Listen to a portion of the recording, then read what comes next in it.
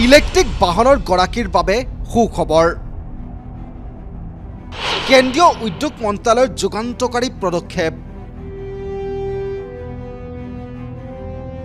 দেশজুৰি স্থাপন হ'ব 4,876টা ইভি চাৰ্জিং ষ্টেচন।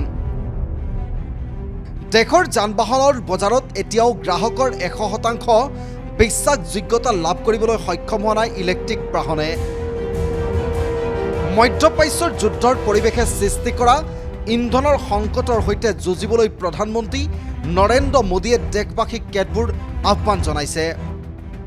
প্ৰধানমন্ত্ৰী মোদীকে ধৰি গৃহমন্ত্ৰী অমিত শ্বাহ, প্ৰতিৰক্ষা মন্ত্ৰী ৰাজনাথ সিঙৰ উপৰিও প্ৰায়কেইখন ৰাজ্যৰ মুখ্যমন্ত্ৰীৰ কনভয়ৰ বাহনৰ সংখ্যা হ্ৰাস কৰা দেখা গৈছে। ইয়াৰ মাজতে কেন্দ্ৰীয় উদ্যোগ মন্ত্ৰালয়ে লৈছে এক গুৰুত্বপূৰ্ণ পদক্ষেপ। দেশত ইলেক্ট্ৰিক বাহনৰ বিশ্বাসযোগ্যতাক বৃদ্ধি কৰাৰ উদ্দেশ্যে দেশৰ কেইবাখনো ৰাজ্যত স্থাপন কৰা হ'ব 4,876টা ইভি চাৰ্জিং ষ্টেচন। বাংগালুৰুত এই আঁচনি শুভাৰম্ভ কৰি কেন্দ্ৰীয় উদ্যোগ মন্ত্ৰী HD কুমাৰস্বামীয়ে কয়, Today's program is not about EV vehicle launching. This is electric charger issue. How our department is going to implement electric charging stations. For that, actually, we called this conference. Hello, Prime Minister's call to use the public transport, not to buy gold for years. No, it is most essential now. Other than EV, actually, it is very difficult to actually work out in the transport section. Work from home and many suggestions, Prime No, Minister. all those things because of this vegetation issue, conflict only he is requesting.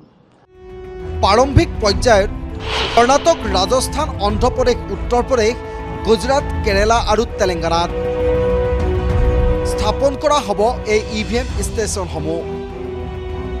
ইয়াৰ বাবে উদ্যোগ মন্ত্ৰালয়ে ব্যয় কৰিব 503.86 কোটি টকা। চলিত বৰ্ষৰ এপ্ৰিললৈ দেশত পেছেঞ্জাৰ বাহনৰ শাখাত মুঠ বিক্ৰী বাহনৰ ভিতৰত পেছেঞ্জাৰ ইভি বিক্ৰীৰ হাৰ আছিল 5.77%। বাণিজ্যিক বাহনৰ বিক্ৰীৰ হাৰ আছিল মাত্ৰ 2.26%। আনহাতে দুচকীয়া ইলেক্ট্ৰিক বাহনৰ বিক্ৰীৰ হাৰ 7.76% আৰু তিনিচকীয়া ইলেক্ট্ৰিক বাহনৰ বিক্ৰীৰ হাৰ 60.38%। ইলেক্ট্ৰিক বাহনৰ ব্যৱহাৰৰ ক্ষেত্ৰত চীনৰ দৰে উন্নত দেশে অভাৱনীয়ভাৱে সফলতা লাভ কৰাৰ পিছতে ভাৰতৰ উদ্যোগ মন্ত্ৰালয়ৰ এই পদক্ষেপে ইলেক্ট্ৰিক বাহনৰ জনপ্ৰিয়তা ঊৰ্ধ্বগামী কৰিবনে নাই সেয়া সময়েহে ক'ব।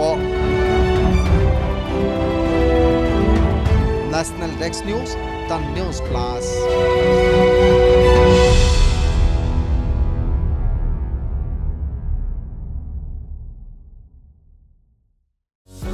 যিকোনো খবৰৰ বাবে যোগাযোগ কৰক আমাৰ এই নম্বৰত 9181 307 221।